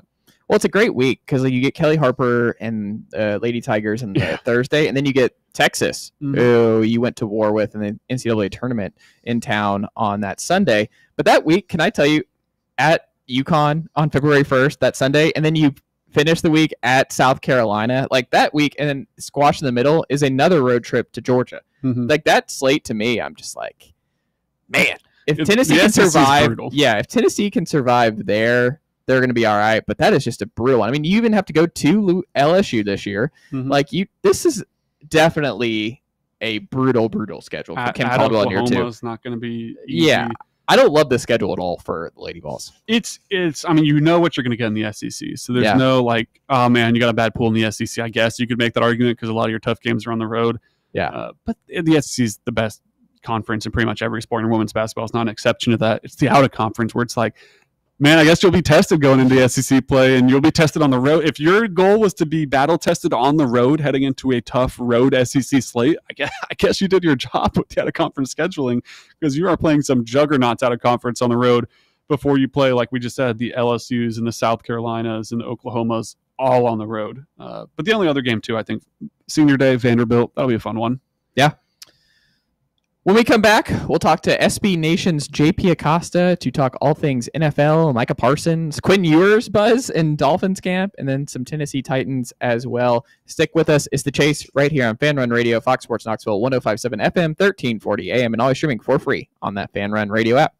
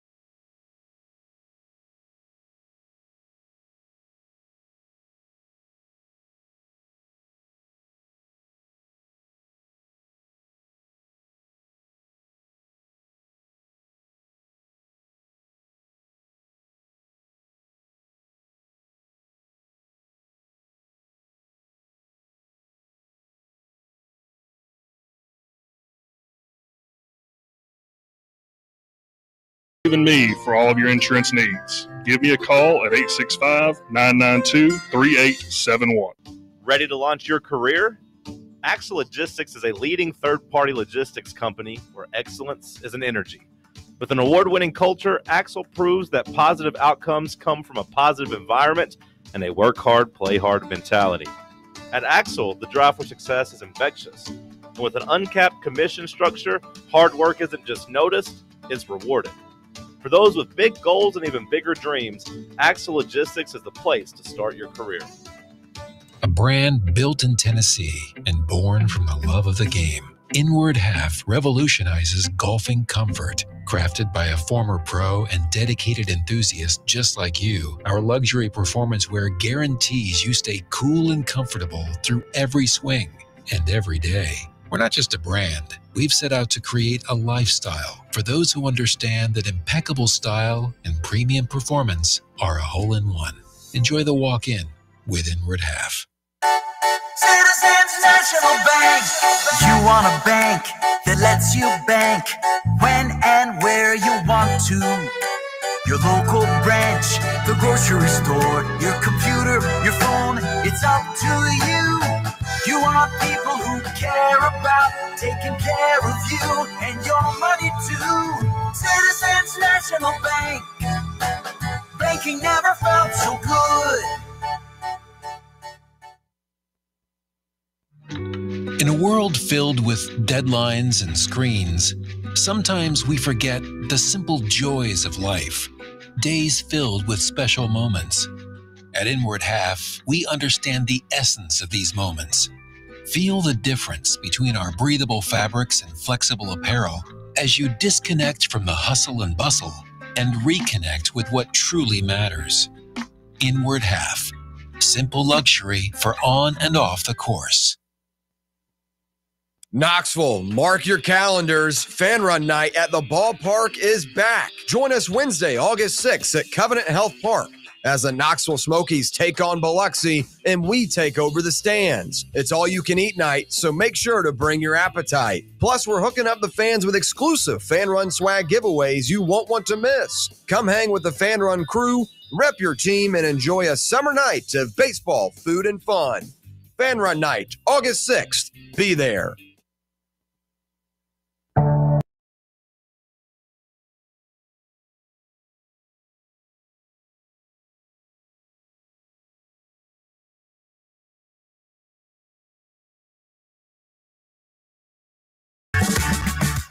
It's the Chase right here on Fan Run Radio, Fox Sports Knoxville, 105.7 FM, 1340 AM, and always streaming for free on that Fan Run Radio app. On the line right now, my good friend, SB Nation's own JP Acosta. JP, good afternoon, my friend. How are you? I'm doing great. How about yourself? I am doing great. You're always just jovial JP is what we got to call JP Acosta. I love it. I love it. We're in the perfect time of the season. It's football season. It's time to have fun. It is football season. I am here for it, and we have a lot of Tennessee Titans talk to jump into here. But before we get into that, JP, are you buying the Quinn Ewers, Brock Purdy 2.0 buzz in Miami camp? Absolutely not. I'm sorry. I will have to see it first. I will have to put physical eyes on it to actually see him, to actually be able to say, like, yeah, okay, Brock Purdy 2.0. But we throw around this version of a great player 2.0 without ever realizing what it takes to get that version of that player. Were you in on him before last season, and that last season kind of changed your trajectory of him, or are you kind of cautiously optimistic about what Quinn Ewers could be at full health? I was skeptical even before last season. I thought there was some real concerns about arm strength, about ball placement, and again, the skittish ability under pressure. I think that's the biggest thing. The biggest thing for Quinn Ewers is he cannot operate under pressure. His internal clock is all the way messed up. He has been, and it's unfortunate for the kid because he was a number one recruit. He was a very, very high number one recruit. Yeah. But all the injuries to the shoulder, all the injuries to his body, those have taken an effect on his ability to throw the ball downfield. The arm isn't as strong. There's not a lot of zip. He's not that great of an athlete. So he has to win with his mind, and I just don't think he can do that right now. The Dolphins are just a hard team to forecast, JP, right? Look, when you look at just where that division is, I think people are kind of bullish on Aaron Glenn and where the Jets might be, and they should be better than they were a year ago. Now you got Vrabel in the fold for New England, a lot of year 2 buzz for Drake May and company, and then obviously the Buffalo Bills juggernaut being what they are. I just have no idea what to forecast. I mean, you have like Mike McDaniel going with a war of words with Tyreek Hill this week, and just I have no idea what to make because like their pass rushers coming back this year. They're healthy, which is huge. I think there's real potential with that defense being a lot better than people anticipate. You still got a lot of skill position talent. You know how I feel about Jalen Wright and how he could be a breakout running back for the Dolphins this year. I mean, are you buying or selling the Dolphins? I just feel like they could be all over the place in 25. The Dolphins are a weird team. Yeah. I think you're correct with them being all over the place. There are just too many questions for me to buy in on this team as a competitive unit in 2025. I think when you look at the rest of the AFC East, I think you can also make that argument for a lot of the teams outside of Buffalo. I mean, I'm a fan of Aaron Glenn. I think he's going to do well with the Jets. I think they are 1 year away. They are 2 years away. We will come back and see you in 2027. I think the Patriots need 1 more year of adding more talent around Drake May, adding more to that defense. Now, if they do make a big trade for a guy like Terry McLaurin, I could be swayed. But I think they're a year away. And with Miami, I don't know what to make of this team because we've seen them at their best. That offense is incredibly efficient, incredibly explosive. But they're going through so much change on the offensive line. They still cannot run the ball in short yardage situations, which is what the Tyreek Hill, Mike McDaniel, I guess, exchange was about. With Tyreek Hill was saying, take Devon Achane off the field on 3rd and short, and Mike McDaniel saying, like, we're just going to address that in the locker room. But Tyreek Hill is kind of right. Like, you cannot have Devon Achane on the field on 3rd and short. They need some physicality. That team has lacked physicality on both sides of the ball. They have tried to address it this offseason, but the defense has so many injury questions, and the secondary still has so many depth questions that I just find it really difficult to believe in this team going into 2025. Do you think the Titans' offensive line will be better in 2025 based on how they approach this offseason? Well, I mean, it's going to be really hard to be as bad as you were last year. It is going to be very hard to be that level of bad. I want to believe in the Titans' offensive line. I think having Bill Callahan gives you a big floor when it comes to being an offensive line coach. He is one of the 3 to 5 best offensive line coaches in the NFL. And they have talent. I think J.C. Latham moving over to the right side will be a good use for him. He played on the right side his entire career at Alabama. I think Peter Skoronski is very good at left guard. And, I mean, paying $20 million for Dan Moore is a lot, but he is at least around an average tackle. Yeah. So you should see improvement. I just don't know how drastic of an improvement it's going to be for them to be competitive in 2025. When you look at the position groups all across the Titans, what are you most confident will be the strongest position group for the Titans in 25? Ooh, that is a great question. I'm going to go with their defensive line. I think that defensive line has a lot of talent. I think Jeffrey Simmons is very good. He's been overshadowed by the Titans being bad, but he is still a very impactful defensive tackle. Devondre Sweat had some really nice moments in his rookie year and really showed some pass rush chops that I didn't think he would have on 3rd down, which helps them to stay on the field. And then you add a couple guys. I think Arden Key is really fun as a pass rusher. Femi Oladejo was one of my guys entering this draft. They drafted him on day 2. I think they have potential to be really good up front on the defensive line. I think their secondary can be fun if L'Jarius Sneed is healthy and kind of returns to form. But I'm going to go with their defensive line. I love it. It seems like everyone's all in on Bo Nix and the Denver Broncos this offseason. Does it feel like that to you, JP? And are you there in terms of the Broncos being a breakout team and Bo Nix being a top 10 quarterback this season? So I kind of go back and forth. I love what Sean Payton has done to that offense. I love that offensive line, which is very good. And I like how it's drawn up. But we also have to consider, I think Ben Solak of ESPN posted this a couple months ago, but during that breakout for the Broncos offense last season, in the back half of last season, about 30% of Bo Nix's passes were at or behind the line of scrimmage. Like he was doing the most to maximize that offense while also not having to do much, which is perfectly fine. perfectly fine for your quarterback to not do much because that can win you Super Bowls. But I think that for this offense to improve, I would love to see another receiving option outside of Cortland Sutton step up.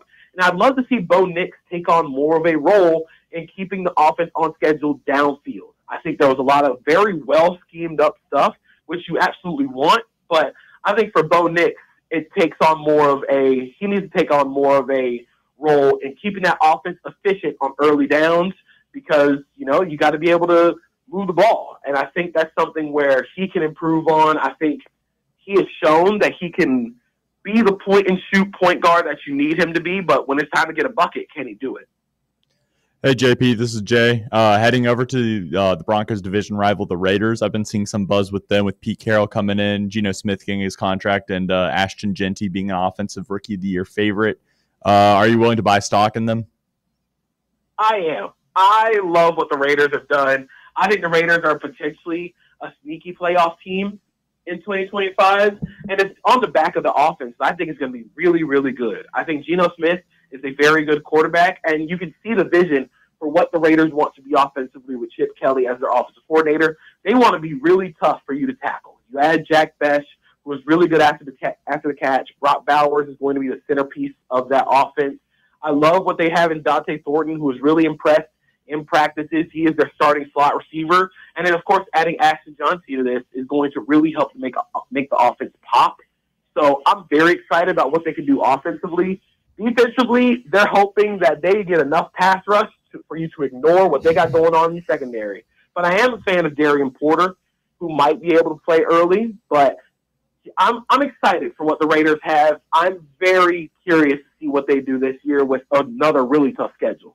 Hey, JP, it's Ryan. You mentioned Dante Thornton there. I think Tennessee fans listening are probably happy to hear you drop his name.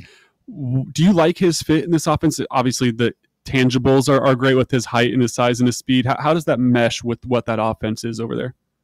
I like his fit within that offense because they're not asking him to do anything that is outside of what he was asked to do at Tennessee.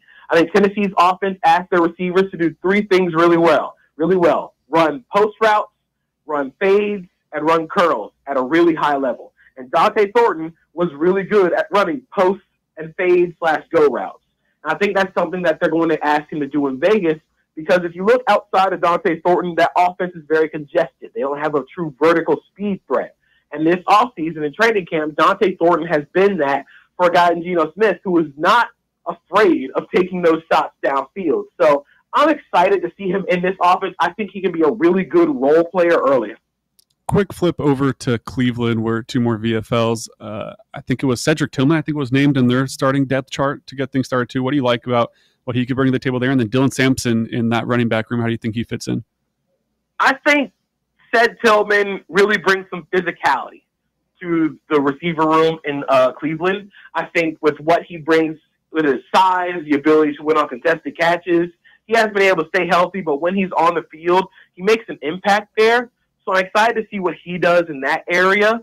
And then Dylan Sampson, I think that he is going to I'm curious on what he's going to do with this offense. I think he is really good at running downhill. When you get him straight downhill, he is a very effective running back, very tough to tackle.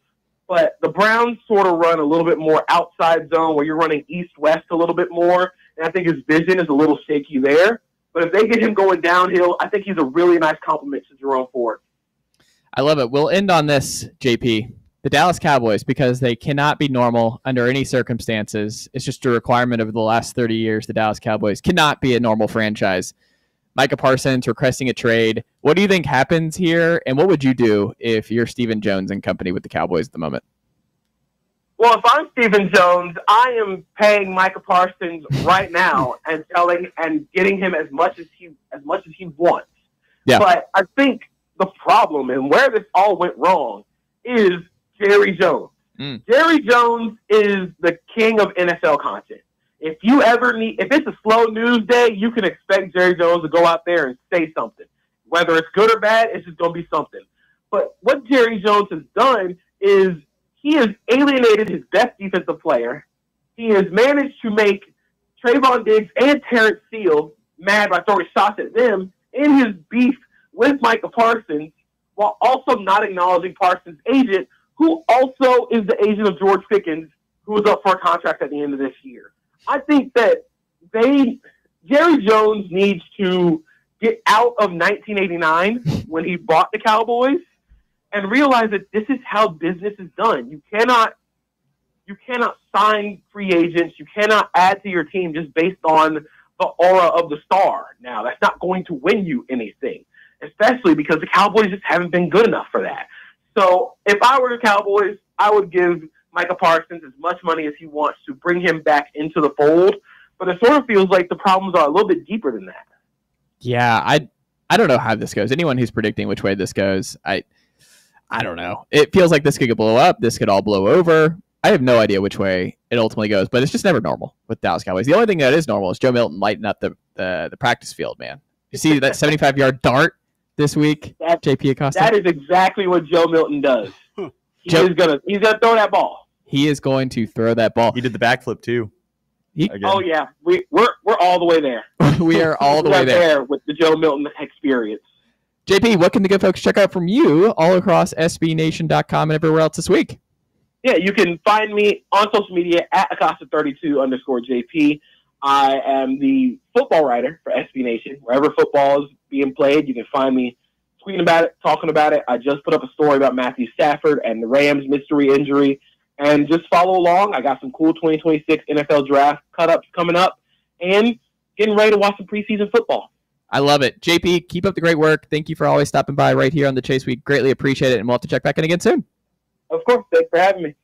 SB Nation's JP Acosta. Always great checking in with JP and getting his excellent insight on all things NFL, Titans, and all that good stuff. So when we come back, we will put a bow on the most efficient 2 hours in radio right here in Knoxville, Tennessee on The Chase with Ryan Sylvia of Rocky Top Insider in studio. We'll talk about Jermod McCoy and if he was snubbed, being left off ESPN writer Bill Connolly's top 40 most important players going into the 2025 college football season. Stick with us. It's The Chase. You can join the conversation today. 865-966-3435 to jump in. 865-966-3435 is always the way to jump in the conversation here on calls or text or wherever. And we're always streaming for free on that Fan Run Radio app. Congratulations. You found sports radio that doesn't suck. This is Fan Run Radio, Knoxville.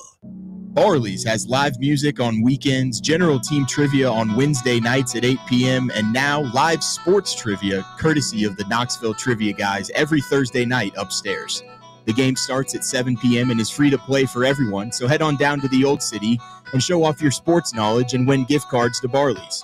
Use those gift cards to buy some delicious food and drinks, and you can take it all in with their wide selection of TVs and indoor projectors. Barley's Tap Room and Pizzeria. Yo, yo, yo, what is up with it, homies? Talk Sports, that's the show you want. It's the longest running sports radio morning show in town. You want your radio shows to be fun, and that's what Talk Sports is. Fun, fun, fun. No weirdo callers. I think Tennessee gonna go 6-6 this year. No nerdy guests. Well, their receiver depth is a little bit thin. Just two of the most entertaining guys in town, and Bubba giving you what you need. Tune in 7 to 10 a.m. every weekday here on Fan Run Radio. Hey Knoxville! Surfside iced tea and vodka made with real brewed tea is only 100 calories, 2 grams of sugar with no bubbles and no troubles. That's right, zero carbonation, so it's easy to sip and enjoy. Headed to a game day or party at a friend's house? Bring an iced tea or lemonade variety pack from Surfside or try their green tea and new raspberry tea vodka. Find the can with the sunset stripes this season. Surfside iced tea and vodka, sold at bars, restaurants, and stores near you. Surfside iced tea and vodka, sunshine in a can. Must be 21 or older. Enjoy responsibly. Yee-haw! I've been hooting and hollering ever since I started betting with the VIP Play app. VIP Play has more than 200 leagues, every bet type you can imagine, live betting and live hosts, all with 24/7 support from real live people when you need them. Start betting better with the VIP Play app today. Don't be a better, be a better with VIP Play today. Download VIP Play today or head to VIPPlayApp.com. Make sure you use the promo code FANRUN to take advantage of their welcome bonus and so they know that we sent you. Gambling problem? Call 1-800-88-99789. Must be 21 or older and located in Tennessee to bet. Are you tired of hiding your smile because of crooked teeth? At Knoxville Smiles, we've got the perfect solution. Invisalign. No metal, no wires. Just clear, comfortable aligners that straighten your teeth without anyone noticing. Eat what you want, smile with confidence, and see results in as little as 6 months. Call us today for more information about Invisalign, 865-539-1776. Or just visit us online at knoxvillesmiles.com. Smile brighter with Knoxville Smiles. Rickard Ridge Barbecue, located in beautiful Cove Lake State Park. Rickard Ridge is home of the best ribs in the Volunteer State. Smoked daily by Pitmaster Mark Rickard. The barbecue at Rickard Ridge is mouth-watering, fall-off-the-bone delicious. Take the scenic drive up I-75 to exit 134. For directions and to look at the rest of the menu, visit Rickard Ridge online at rickardridgebbq.com.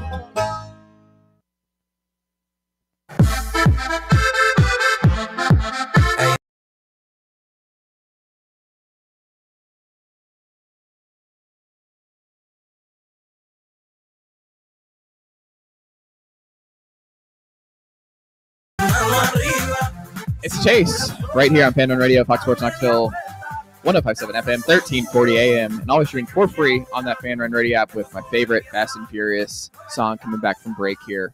It's hard not to just get super fired up here in the studio when we get some Fast Five music coming in here, and we should have this playing at Fan Run night. Maybe when Cody's throwing out the first pitch, is this his come out music? I don't know. But you can see Cody McClure throw out the first pitch for the Knoxville Smokies, co-host of Talk Sports from 7 to 10 right here on Fan Run Radio. This evening, 7 o'clock, Covenant Health Park. If you're in the area here and wanting to catch a Smokies game at the new stadium and you have not done so yet, you want to meet a whole heck of a lot of good Fan Run Sports Radio folks, guess what? You can do so by checking us out, Covenant Health Park today in downtown Knox, right there in the heart of the city. So make sure you stop by if you are in the area and you're looking for something to do around Knoxville on this Wednesday night in early August. Ryan Sylvia. Bill Connolly does a great job. He is been one of my. I remember I got his book. It wasn't S&P Plus, but it was a great book when he was back with SB Nation, and I think it was Football Study Hall. I want to say what the blog was called back when we were in a blogger era, which I miss greatly when SB Nation was at its peak and we had all these different awesome blogs and all that. Bring back blogs is something that I very much am a big fan of. I like a lot of blogs, a lot of reading that I miss. That was the peak. Like every day should be Saturday, edbs.com and all that good stuff. But not to go too far down memory lane, but I've been a long-term fan of Bill Connolly and his excellent work over there at ESPN, formerly of SB Nation. And he did not include Jermod McCoy. Y'all covered this in Rocky Top Insider. Rick Butler did a good write-up on this over there as well. Sylvia, do you think, health aside, Jermod McCoy is one of the top 40 important, impactful guys in college football? Because he is someone who's being mocked in the first round of the 2026 NFL draft. He's someone who has All-American buzz this year, burst onto the scene, has a Oregon State true sophomore transfer. He started half the games down the stretch for the Beavs 2 years ago on a really good Oregon State team. And now he's blossomed into a bona fide star and the best Tennessee corner maybe this century. And it's high praise where you think about the Jabari Greers, the Alontae Taylors and company, but he's right up there in that mix. And I do think in terms of if you're going to pick someone in this 40 and where Tennessee is at, I mean, Jermod McCoy, I do think is that impactful. Like James Pierce obviously would have been on this list last year as that guy, but I think Jermod McCoy, because you have so much new and so much uncertainty in terms of the sack numbers at on the defensive line this year, that the secondary and how Tennessee covers is going to be huge. Because I don't think there's a way, Celia, is that because you are so young at linebacker and you're kind of new and kind of sneaky young on the defensive line too, that you're going to have to blitz a whole lot more than Tim Banks did last year. He was able to survive sending 4 for the majority of the season. And I do think in the Georgia game, he should not have relied on just sending 4 all day long, and Carson Beck dropping back 40 times and no one was able to get home against that Georgia offensive line, which is a big reason Tennessee was not able to pull off the upset and really be a factor in the second half. But I do think Jermod, if he's back healthy, is one of those guys where he's going to be called upon. Like Ricky Gibson's a big year, put on 20 pounds of weight and looking like a dude here in year 3. It's a contract year for him. Boo Carter, we'll see what it looks like at start. But like Tennessee, I think is going to have to be a more aggressive type of defense that we saw more of in 23 and 22, because I don't think they're going to have that same kind of depth and veteran leadership on this defense in the front 7 at the very least to be able to get away with just sending 4. So there's going to be more pressure once again on the secondary to be able to hold up when Tim Banks and company are going to have to blitz a little bit more than they did a year ago, right? Yes. If we're talking most important players, though, I still don't know if I would say Jermod McCoy is even the most important player on Tennessee's roster. Who is it for you? I would more quickly go to 2 different guys, both on offense, in Mike Matthews and Lance Hurd. I just think that if you look at the position, like Tennessee's fine if Jermod McCoy can't go right away. Colton Hood looks really good. Colton Hood looks ready to play a big role for Tennessee this year, and to be there to start if Jermod McCoy isn't healthy, and to be there to come off the bench if he is healthy. I think they're confident in what Colton Hood brings to the table. Behind Mike Matthews, there isn't much, and you really are banking on him having a breakout type of season as a former 5-star recruit to help with the pass game. If you look at Lance Hurd, he's the only returner on the offensive line playing the most important position on the line at left tackle. Another former 5-star that you're expecting to take a significant step, because if he plays like he did last year, you're in trouble. I don't think he's going to play like he did last year. He was banged up the entire season and never for a second was healthy. Now he's healthy and familiar with everything, and I do think he'll, take a pretty significant step in the right direction.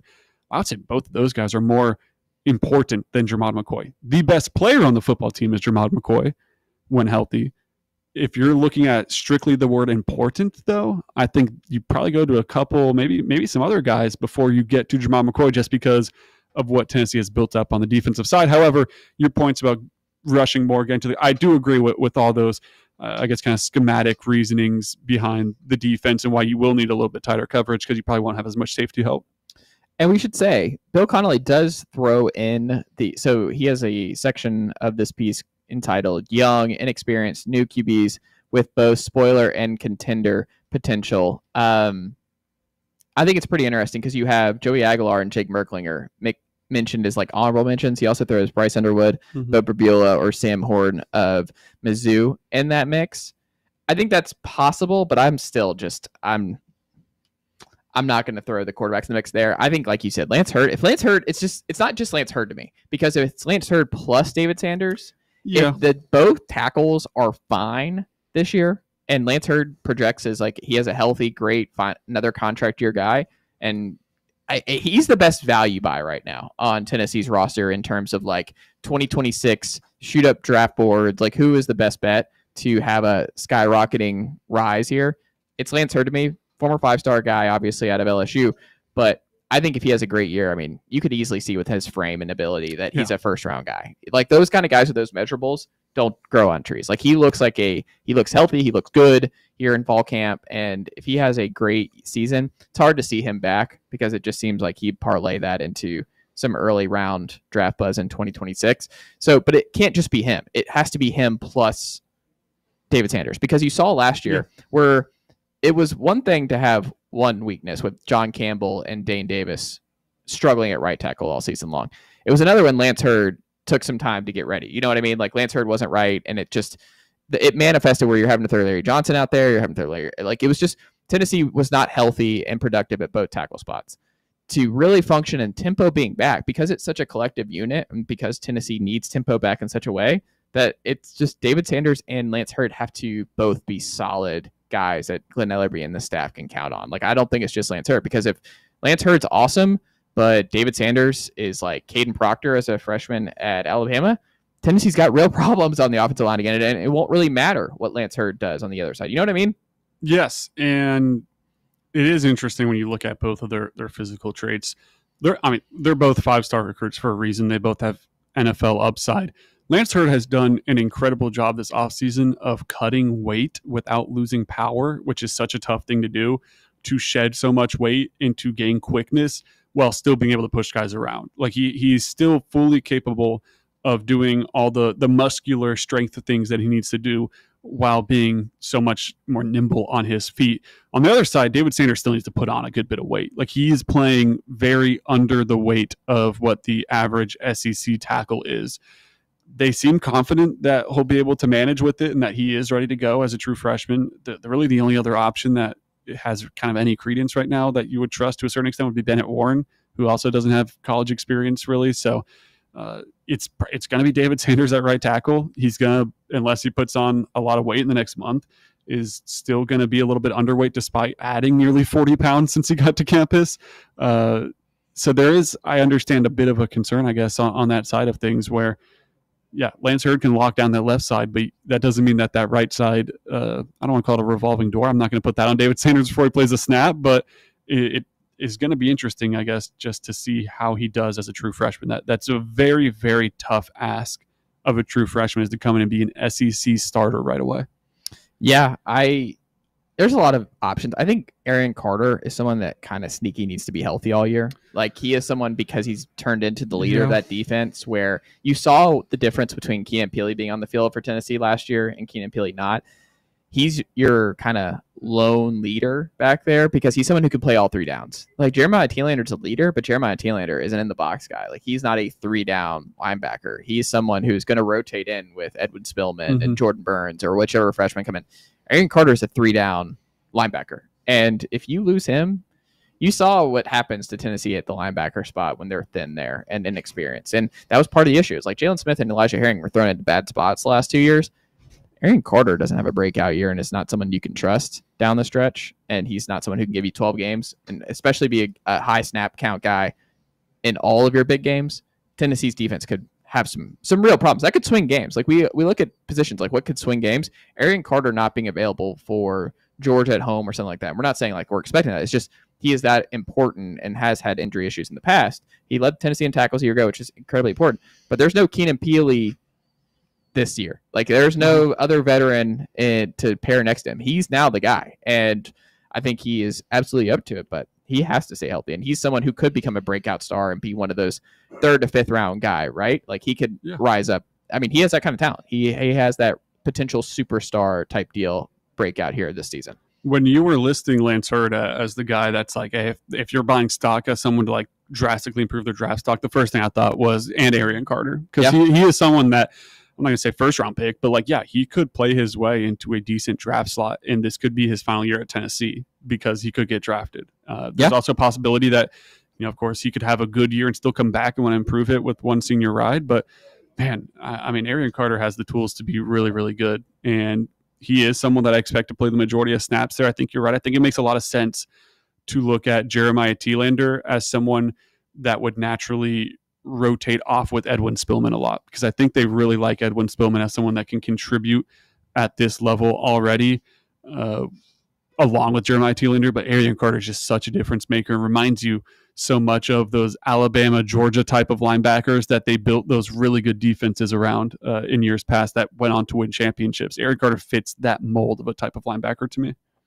Yeah, I'm very excited to see who it ultimately is, but Jermad's in that mix, Arian's in that mix, Lance Hurd. There's a lot of guys who are in that mix, but it's just Tennessee has to hit. Like, those guys have to be healthy and they have to make those jumps. And I'm very curious what that ultimately looks like for Tennessee this year. And Jermad is just the interesting thing with him is just we don't know. There in Heupel, we're not going to know anytime soon on when we see Jermad and what that looks like. It feels kind of like Cooper to me from a couple years ago, where it was like, oh, could Cooper be ready this week? Could Cooper be ready this week? And you just, until he actually comes out and you see him suit up with the team and start, then you're like, okay, he's back. Because I don't think we're going to know until like kickoff one game where it's like, oh, Jermad, look, Jermad's playing and Jermad's out there and now Jermad has 50 snaps. I think it's going to be ambiguous for a while with Jermad. It'll be ambiguous. It'll be, I mean, Heupel's always like that with injuries where he's not going to reveal anything he doesn't have to. I think he probably is not the biggest fan of the injury list too, because of that in some ways, where, and now he's kind of weaponized it too at press conferences to a certain extent, where you'll ask him about someone's availability and he'll say, well, I'll refer you to the injury report that comes out on Wednesdays. And it's like, all right, well, I guess we'll have to wait till Wednesdays now. So it'll be that type of situation for Jermad, I think, until he's back, where it's just going to have to wait and see. He's still, going through the rehab process. Everything you hear is positive to a certain extent as far as what that rehab process looks like. But at the same time, he's not warming up with the team. He's not going through team activities and things like that. So there still is, a bit of work for him to do to gear up for the season that starts in quickly less than a month. It's a huge unknown, but it's someone who's extremely valuable. But that's why Colton Hood flashing here in fall camp is very important for Tennessee. That's why they brought him in, is to be that guy that I think the writing on the wall was, Jermod McCoy, even if he's ready to go week 1, he's probably still not going to be ready to go at 100% for 100% of the snaps. You need some depth there.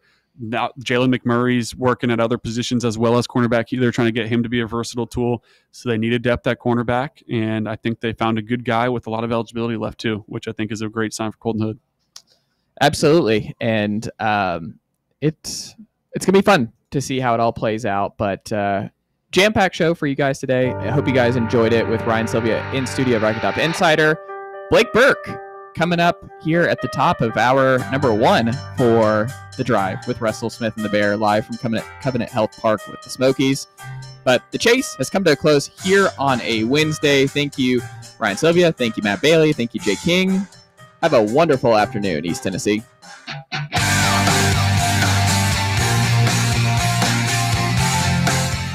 The Chase on Fox Sports Knoxville and Fan Run Radio. Heck yeah.